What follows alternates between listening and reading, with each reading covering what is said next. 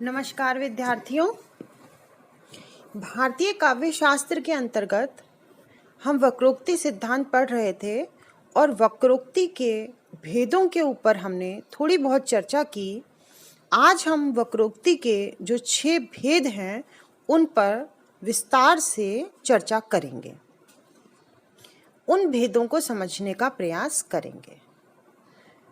वक्रोक्ति का अर्थ हमने बताया कि जो विलक्षणता से भरा हुआ कथन होता है वही वक्रोक्ति है। वक्रोक्ति जो होती है वो समस्त कवि व्यापार जैसे वर्ण, पद, वाक्य, प्रसंग सबसे अपना संबंध रखती है। यह काव्य मर्मज्ञों के मन में आनंद भी उत्पन्न करती है। और वक्रोक्ति का महत्व हमने आपको पहले भी बताया था कि वक्रोक्ति जो है वो लोक व्यवहार में प्रचलित अर्थ से भिन्न है। आचार्य कुंतक ने काव्य शास्त्र और व्याकरण शास्त्र के मिले जुले आधार पर 6 भेद किए। वर्ण विन्यास वक्रता, पद पूर्वार्ध वक्रता, पद परार्ध वक्रता, वाक्य या वस्तु वक्रता, प्रकरण वक्रता और प्रबंध वक्रता।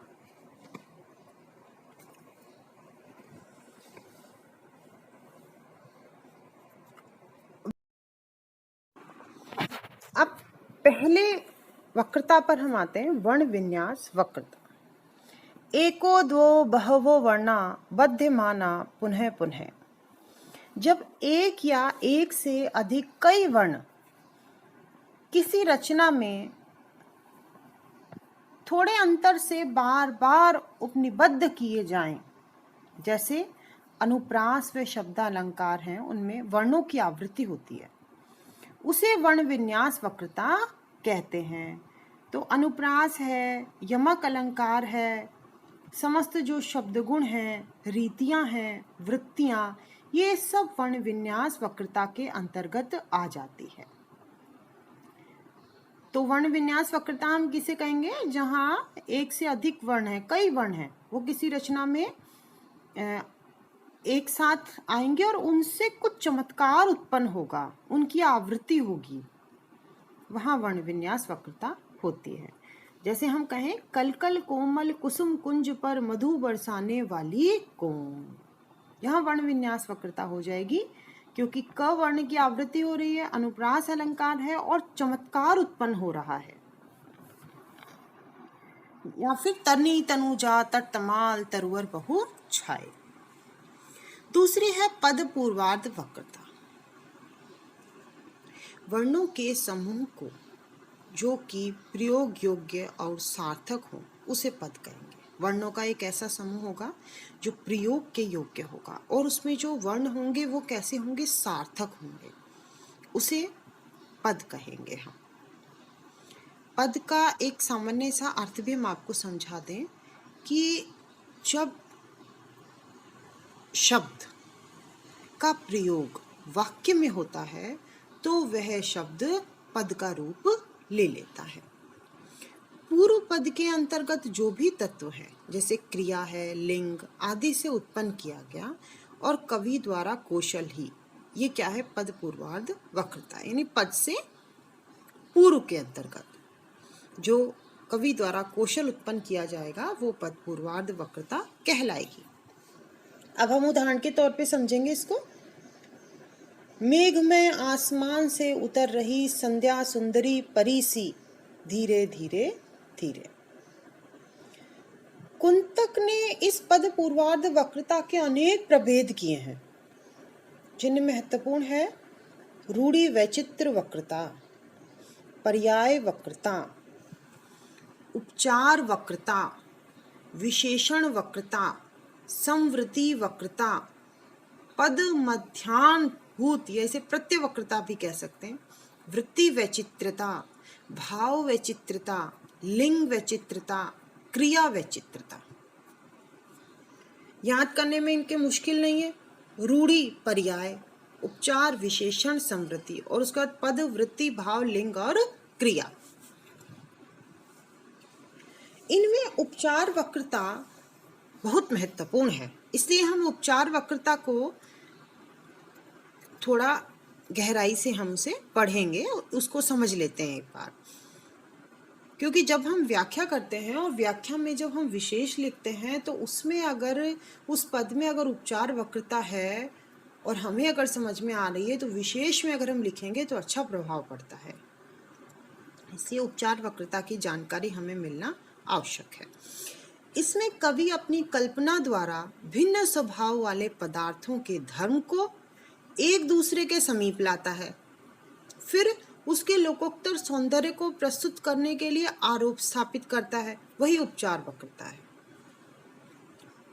कवि क्या करेगा, पहले अपनी कल्पना से जो अलग अलग स्वभाव वाले पदार्थ हैं उनको एक दूसरे के समीप ले आएगा, फिर उन पे अलौकिकता में आरोप भी स्थापित करता है, वही उपचार वक्रता है। और उपचार वक्रता के लिए हम जैसे समझ सकते हैं कि अमूर्त का मूर्त चित्रण करेगा वो, या फिर मूर्त का मूर्त चित्रण करेगा। ठोस पदार्थ का द्रव्य पदार्थ के वाचक शब्द द्वारा कथन, या चेतन का चेतन के द्वारा शब्द द्वारा, यही उपचार वक्रता है। तो मूर्त का मूर्त और अमूर्त का मूर्त चित्रण जो कवि करेगा वहाँ उपचार वक्रता होती है। इस वक्रता के भी अनंत भेद है, पर हम इतना उनमें नहीं जाएंगे। और एक थोड़ा सा जानकारी के लिए ये कह सकते हैं कि जहाँ पर भी रूपक अलंकार आता है वहाँ ज़्यादातर उपचार वक्रता होती है। रूपक आदि जो अलंकार हैं तो वहाँ उपचार वक्रता होती है, और वहाँ अपनी सरसता के साथ उत्पन्न होती है वह। एक उदाहरण से हम समझें इसको। मूर्त के लिए अमूर्त विधान, कैसे? कुसुम कानन अंचल में मंद पवन प्रेरित सौरभ साकार, कामायनी की पंक्तियां ये, रचित परमाणु पराग शरीर खड़ा हो ले मधु का आधार।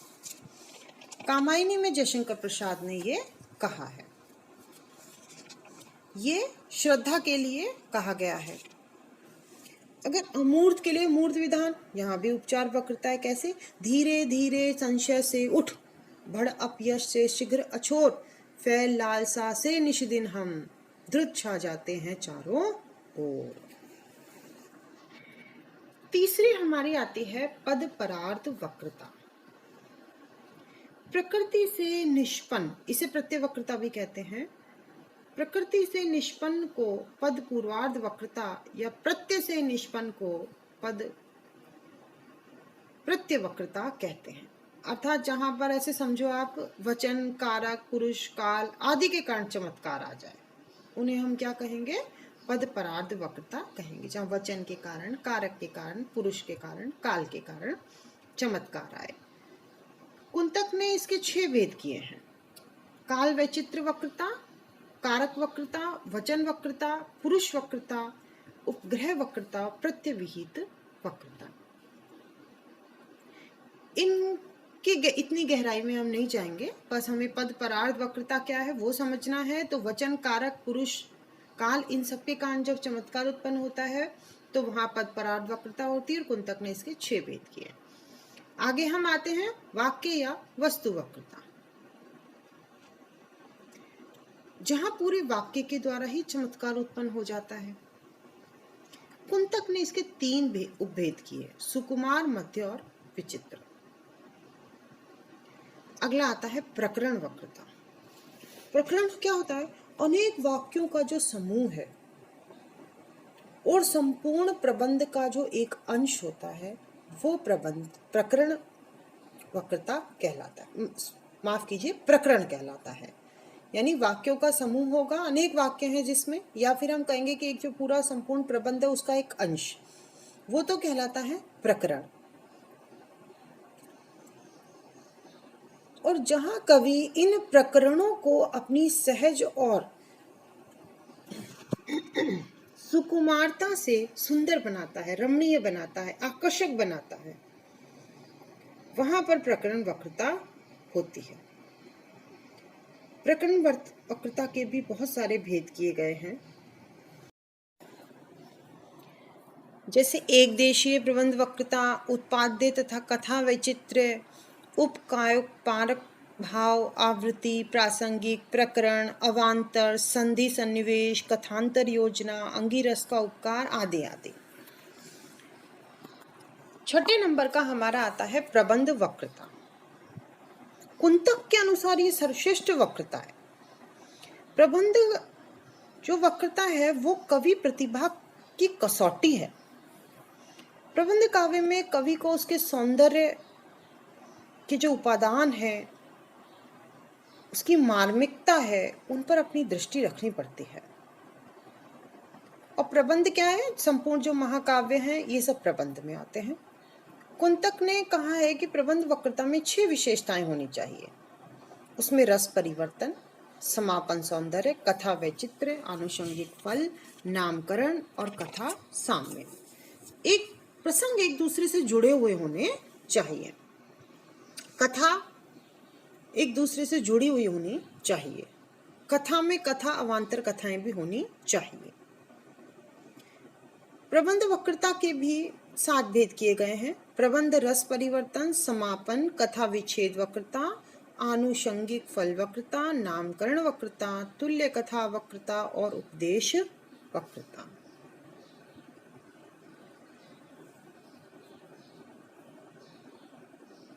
इस प्रकार कुंतक ने वक्रोक्ति सिद्धांत में वक्रोक्ति के भेदों पर विस्तार से चर्चा की और उन्हें समझाने का प्रयास किया।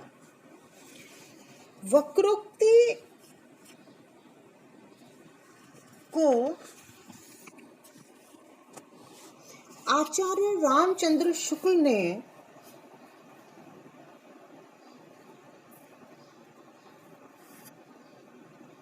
वक्रोक्ति पर अपनी टिप्पणी की और ये कहा कि क्रोचे का अभिव्यंजनावाद भारतीय वक्रोक्ति का ही विलायती उत्थान है, और तब इनके बीच में संबंध स्थापित करने के प्रयास किए गए। ये उन्होंने सही कहा या गलत कहा, ये चर्चा का विषय हो गया। वक्रोक्ति को लेकर के हिंदी के जो विद्वान हैं उनका क्या मत रहा है, अभिव्यंजनावाद से उन्होंने उसे कैसे जोड़ा, इस पर हम अपनी अगली कक्षा में चर्चा करेंगे। तब तक के लिए धन्यवाद।